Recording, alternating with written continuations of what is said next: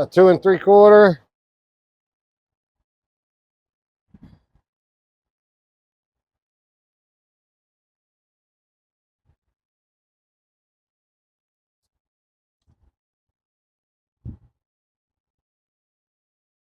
About 2 1/4. So that axle's a 1/2 inch right.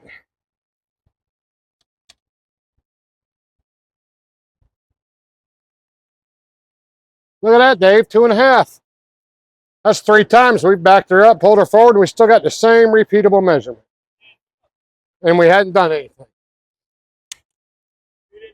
MD alignment, repeatable, accurate measurements. Rear axle's right where I want it now. So we're done with the rears. So this stuff can go in the van.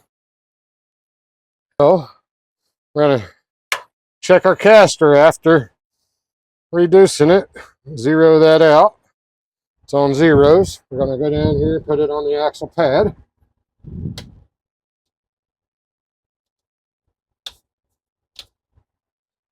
Oh, let me grab a rag and wipe that off. Was it pointing the wrong way?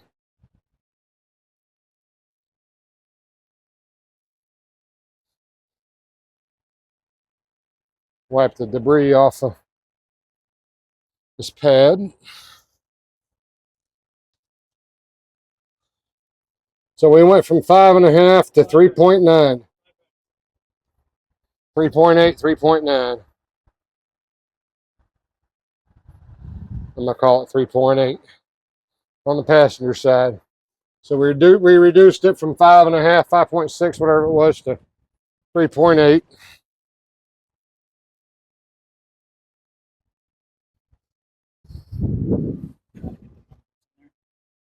Yeah, if you can get it where you can see the numbers. Wipe the debris off of this axle pad.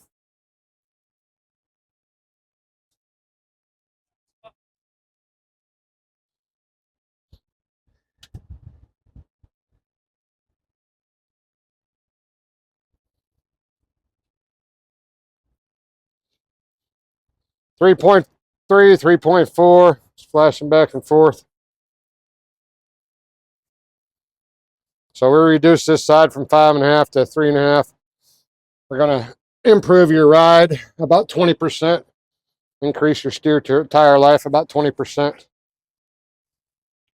All right. The laser from the other side is shooting over to this line. We're on the vertical line. I've got it on the dot. When we have it on the crosshairs over there, it'll give me a total camber over there on the other side. But my biggest thing I worry about is it being on that vertical line. And then this laser shoots over to the other side and gives us our actual reading.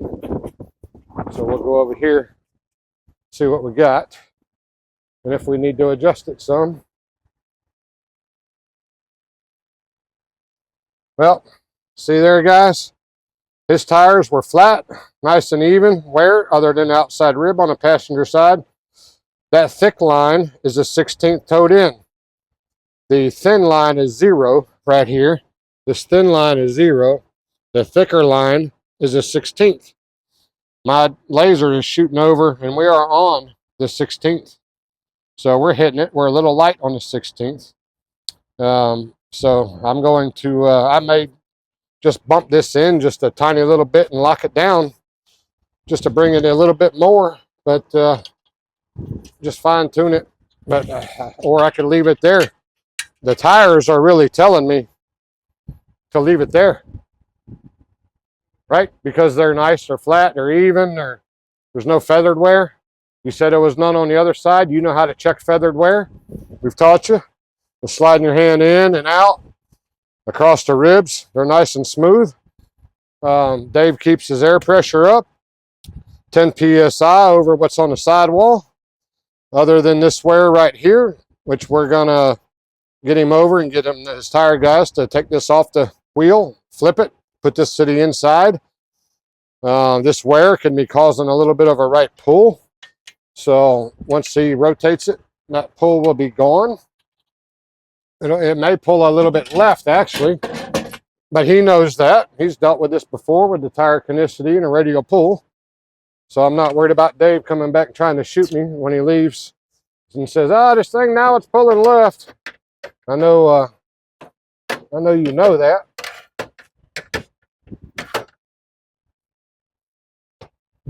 All your fault. All your fault. All my fault, Dave. It always is, man. Hey, the tire guys blame us. The alignment guys blame the tire guys. The, all I want to do is fix it. But 2020 Freightliner Cascadia, an ex-fleet truck. We went through the front end. We've reduced the caster from 5.5, 5.6 to about 3.8 on this side. Put a 2-degree caster wedge in with the thick part to the front. All right, we did the same on the other side because we want caster to be the same, ideally on both sides. See, we got one in there.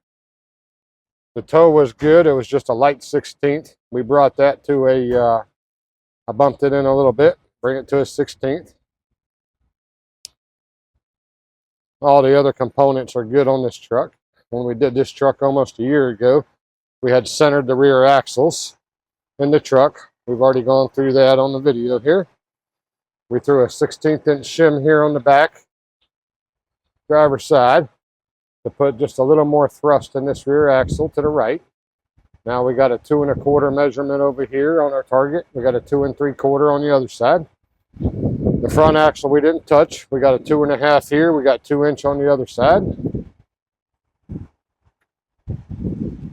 You can see the shims in the rear torque rod here, where we had shimmed that up last time about a year ago after he bought it.